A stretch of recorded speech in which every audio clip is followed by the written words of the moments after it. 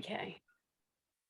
All right. So welcome, folks, to our little 30 minutes. It might be less. I don't expect it to be slightly more unless you've got some burning questions that you want me to answer. So I am going to share my screen. It is not death by PowerPoint, folks. It should hopefully just be helpful for you. Right. Can we all see that? Yeah, got that. Yeah. Right. Okay. So I'm just going to hopefully make it big. In big, there we go. Now I do believe, oh yeah, look, we've got subtitles coming up automatically, so you can read it and you can listen to me while I'm saying it as well, and I'm going to leave those on. And if you want to change your view, I don't know if you do, but if you want to change your view, you can do that up in the top left corner. You can change your view so that you can't see much apart from the screen. It's entirely up to you. I've switched it so I can't see you guys. I cannot see your faces, okay, at all. So because I want to focus and not get distracted. So thank you for joining me. Why calories on menus won't make a big difference to the health of the nation, but crucially, what will? And the reason that I wanted to do this is because I put a poll on LinkedIn asking people what was their biggest health issue that they've kind of been putting off until. And the options were weight, gut issues and reflux, sleeping issues, or something else, right? And most people went for weight. And obviously the reason the government have decided that they want to do this is because in their wisdom, they know that the obesity and the diabetes crisis, as they're calling it, the numbers are just rocketing, right? This is nothing new. For those of you who have listened to me, been following me for the last 15 plus years, you'll know that I was talking about this then and saying that when it gets to 2020, we're going to have a serious problem. And hey ho, here we are. So it was on the cards. It's not a surprise at all. Now, this is what I want you to take on board. The government are saying, generally, the recommended daily intake is 2,000 calories a day for women and 2,500 a day for men. So what heck's wrong with that, folks? Well, it's a little bit like me saying a car needs 15 gallons of petrol. Except you and I know that that is not what it's all about, is it? Because if I'm driving a Mini and I only pootle around town, I'm not going to use hardly anything as far as my gallons of petrol are concerned than if I'm driving a Range Rover and speeding up the motorway, right? So the size of the car makes a difference. The speed you're going makes a difference. And how far you're going makes a difference, right? So to turn around and say that a woman needs 2,000 calories and a man needs 2,500 is absolutely ridiculous, right? Based on old statistics. And I'm talking very, very, very old statistics. Back when I did my training, we were quoting them and they were about 10 years old then. So it's just a long, long time ago. Now, why won't this move? Oh, it will. So that's my illustration of the cars, right? So you can see different sizes, different power and you're going to need different amounts of energy. So how many calories do you need a day? Do you actually know? Do you know?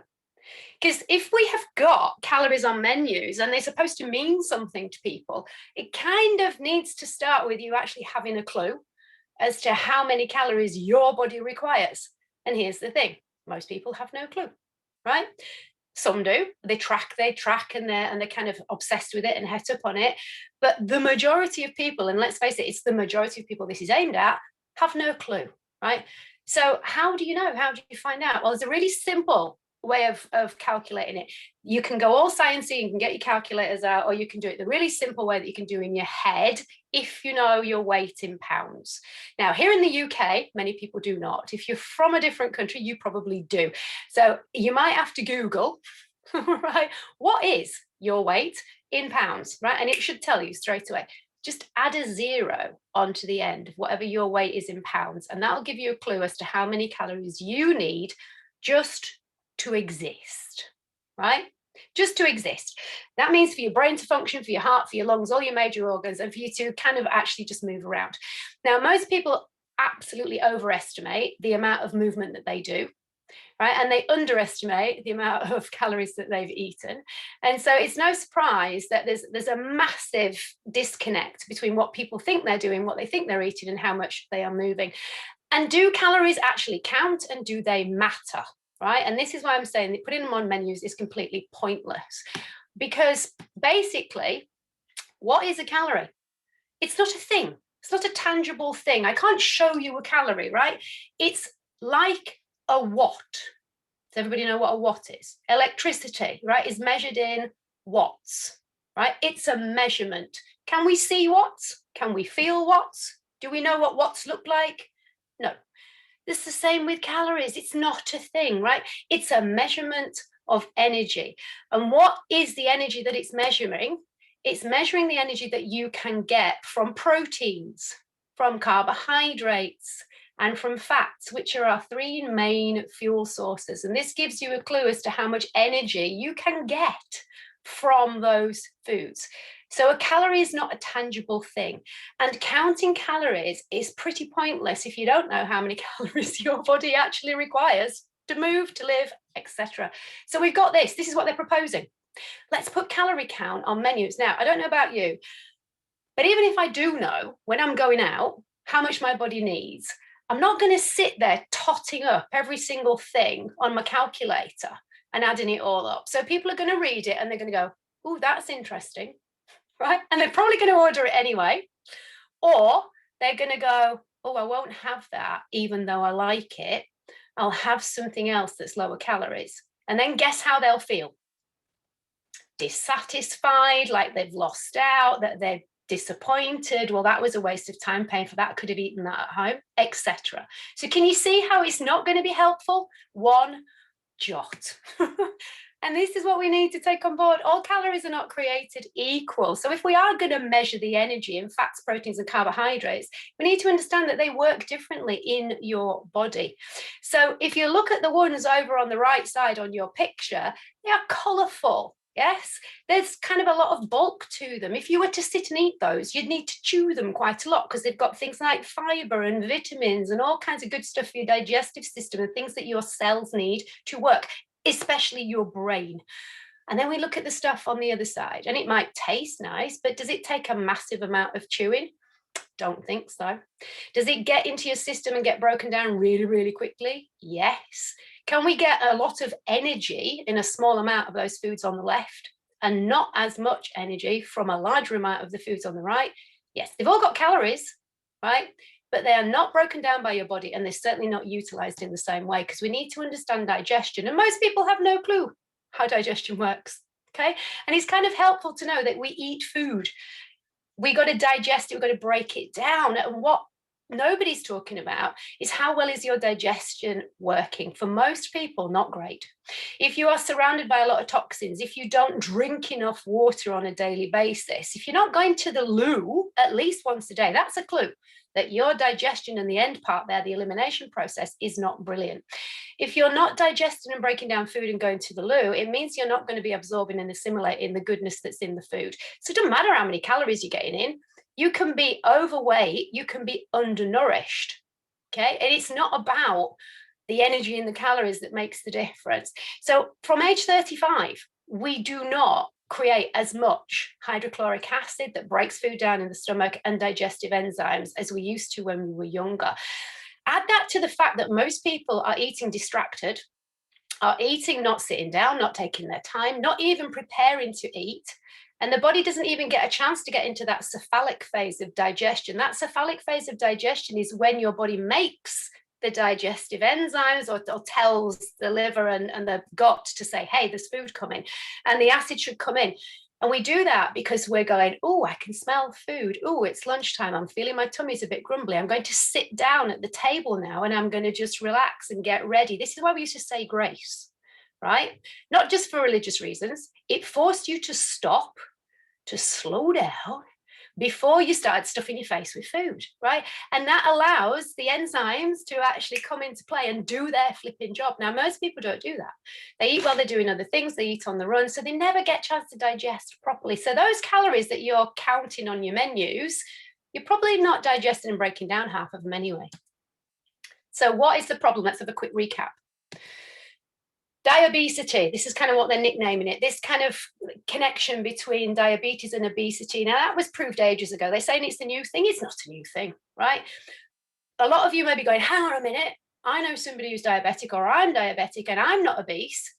Absolutely, right? Diabetics are not necessarily overweight, and overweight people are not necessarily diabetic. But we do have these two issues going along, and there are some correlations. There is no doubt about it. What they're not telling you about is also there's a massive correlation between Alzheimer's and cancer. And all of those are linked. And this is a problem. We eat emotionally, not just because we're hungry. We live in a world that's fast. There's a lot of stress. You have to look back at the last 2 years to know that there's been a hell of a lot of stress going on. And we eat with distractions. There are so many TV channels and different options of phones and tablets. You can be entertained. You can be reading a book. You can be listening to something. You cannot be fully focused on your food. And this means that you're not going to get the best out of it. As I said earlier, we're over fat and we're undernourished. People don't get proper lunch breaks, right? We eat to stuff down emotions or to just blot out feelings, or because we're bored or distracted or we don't know what to do, right? And that's not to do with willpower, and you're not broken, and that's a whole other story, but that is what we do. And this is the other problem.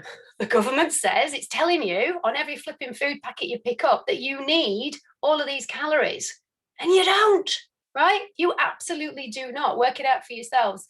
There's no such thing as an average person or an average height or an average weight, right? And that's based on an average, whatever that happens to be. And that's from back in the 60s, I believe, when those numbers were kind of thought up. And where are we now? 2022. And guess what? They're still spouting the same crap information.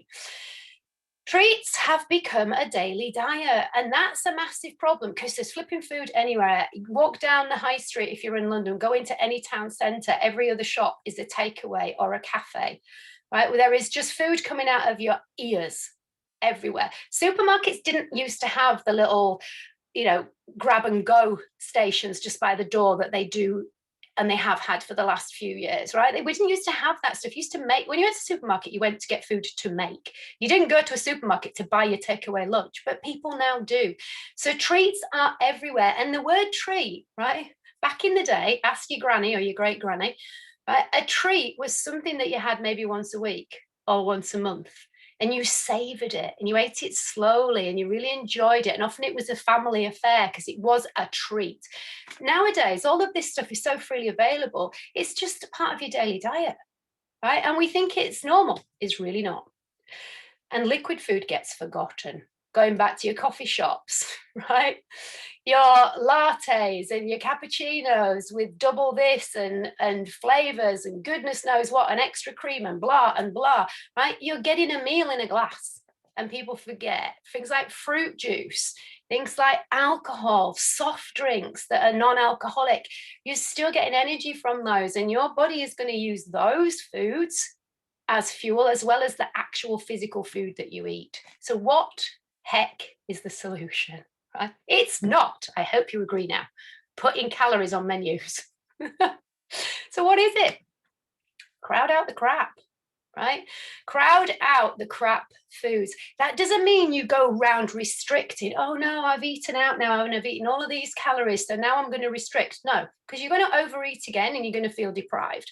We crowd out those foods that we should not be ideally eating every single day, multiple times a day, with more of the ones that are better for us, that have more nutritional value. And that means the ones that are down at the bottom there that say food. Fruits and vegetables, yeah, organic lean protein, or pulses and nuts if you're a vegetarian, vegan, omega-3 fatty acids, and drinking water. We want to have more of the good fats. Let's once and for all, can we put to bed this ridiculous myth that fat makes you fat, right? Fat is crucial for your brain function, for your nervous system, right? And your endocrine system. And it's the endocrine system that helps you to balance your blood glucose levels, right? So we need fats. If you're worried about Alzheimer and dementia, but you're eating low-fat processed crap, you're heading that way, my lovelies. I'm sorry, but the truth is the truth, right? So good fats are what we want to be aiming for. Do you overdo them? Did you go crazy? No. Right? But just try and have more of the good ones than the bad ones. Crowd out the crap. That doesn't mean to say you don't have the crap. That doesn't mean to say you don't go out and eat the foods you enjoy, just not every day and just not multiple times a day. Focus on lifestyle, and not medication that causes inflammation. There are so many things now that we treat immediately with a pill because that's how society has taught us to react, right? If you've got a headache, oh, take a painkiller. Oh, I've got tummy ache, oh, take a painkiller. Oh, I've got acid reflux, oh, have some Gaviscon or an antacid tablet. No, stop it, right? Ask, why have I got a headache? Am I dehydrated? Have I not had enough sleep? Do I need to get out and move my body in the fresh air, right? Have I got tension? Can I give myself a self massage? Ask some questions before we hit the medication, because when inflammation is in, fat burning is out. The inflammation that is created by medication is something that people do not take on board, especially if they're trying to lose body fat or lose weight and they're struggling. They don't look at what medication they're on. Medication leaches vitamins and minerals. So you, more than anything, you need to be eating more of the good stuff and crowding out the crap. Focus on this, right? This is so simple. Just eat more green stuff. I mean, how simple is that? That is not hard. Everybody can do it. Green vegetables, green fruits. If you don't want to eat them, blend them and put them in a smoothie. Drink the stuff. There's enough greens tablets out there. There's enough greens drinks out there, right? Try them. Ideally, eat real food, but if it's a chore and it's difficult, make it easy. But go green, right? And I know that's trendy, environment, but go green for your body as well. And take a proper break from work. I don't care whether you're working at home or whether you're working in an office. Get away from your desk when you're going to nourish your body. Nourishment is not just food and nutrients. Nourishment is fresh air and nature and having a change of scenery and energy and just allowing yourself to switch off properly from what you have been doing and fully focus on eating slowly. Taste your food. Do you really actually enjoy the stuff? Because half of the stuff that we go out and eat and stuff in really, really quickly, right? We're not tasting it. And if people actually sit down and eat it really, really slowly, a lot of times you kind of go, do you know what? It's actually really not very nice, this. I don't actually really like it. Now, this happens a lot with my eating disorder clients who are binge eaters. And when they sit down and put those foods on a plate and they eat it tiny bite by tiny bite, they end up spitting it out after about 2 or 3 and going, I have no clue why I thought I liked this and why I was stuffing it down. It's horrible. It's like, because you've never given yourself the chance to actually taste the food and enjoy it or not, as the case may be. So get curious, right? Give yourself a proper break. Focus on fat, not weight, right?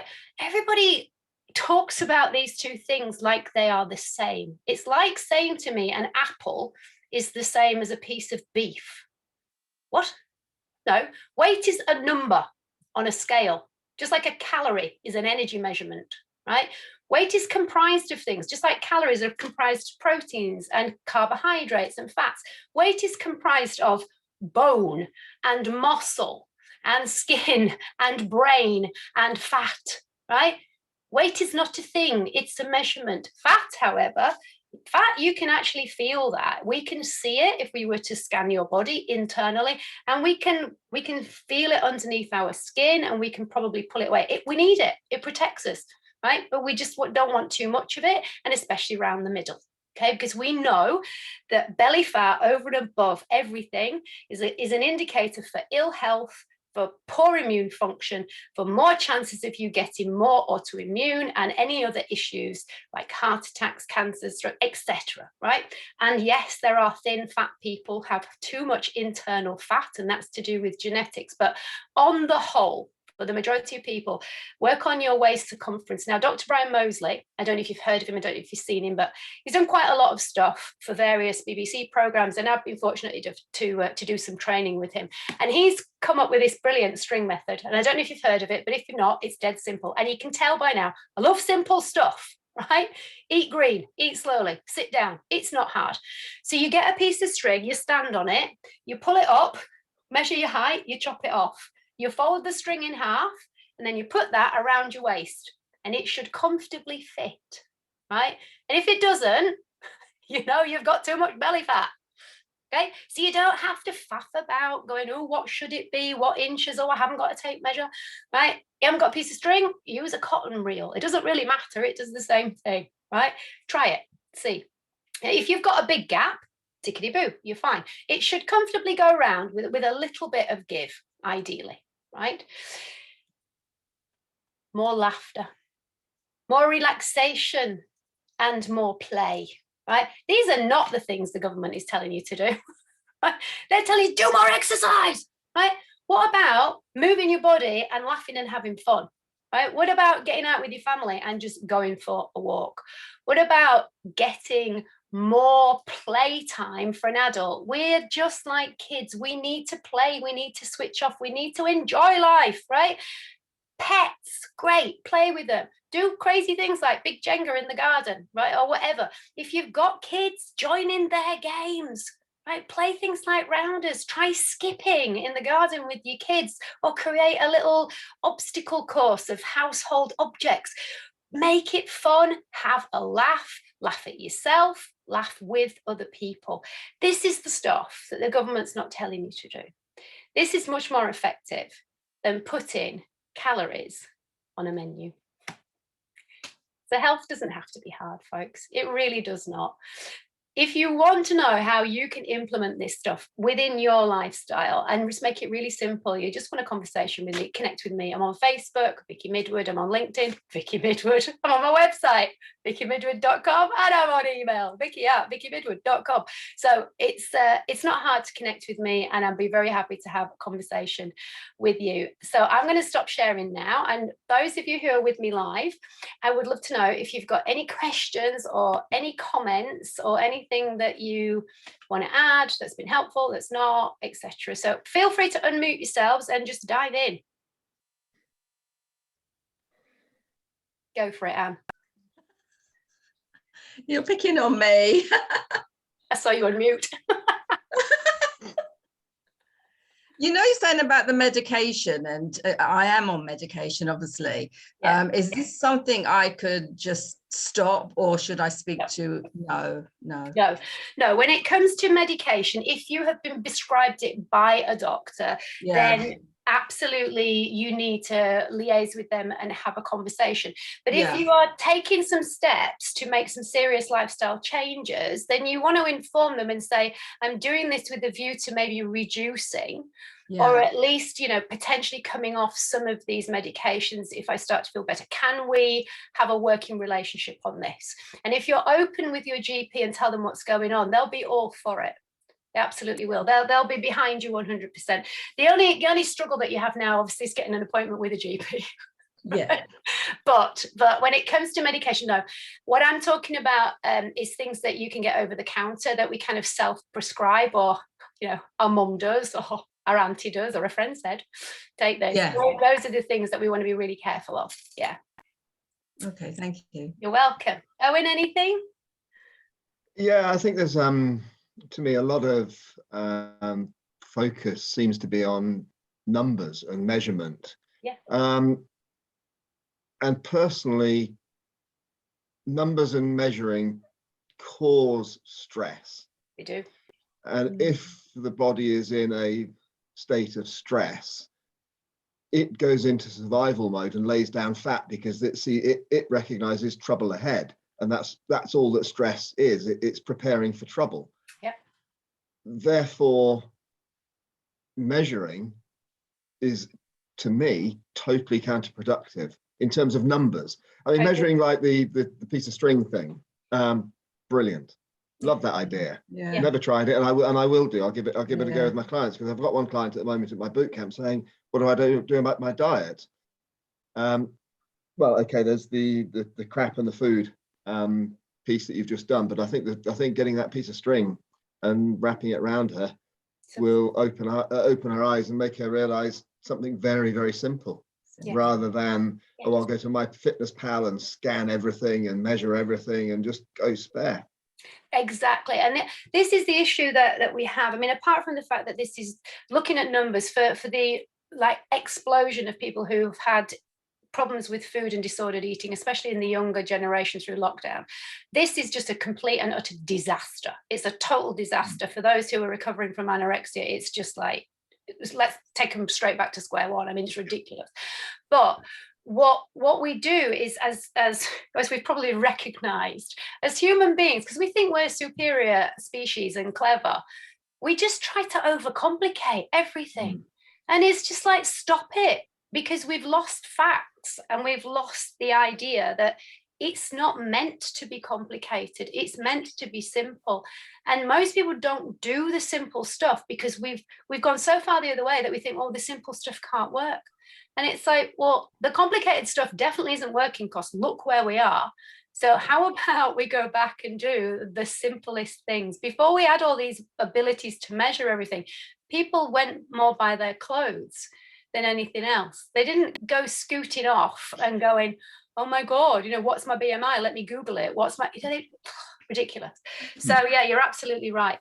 Lose this idea that we need to track everything and use numbers, and start tuning back into your body, and just notice if you are eating because you're bored. Try doing something else, try playing, try singing, try dancing, just try moving your body, and then check in and say, do I still want to eat something? Probably don't. Yeah. So thank you so much for showing up. Really thank you for participating and inputting. That's been really helpful. And I'm going to wrap up there, because as I said to Anne, I do like to be a stickler for time, and I make it literally 30 seconds to past. So for those of you who are watching on replay, if you want to get in touch with me, you want to ask questions, please do. And once again, guys, thank you for being here live. I really appreciate it. Have a lovely bank holiday weekend and keep it simple. Bye. Bye. Thanks. Bye-bye.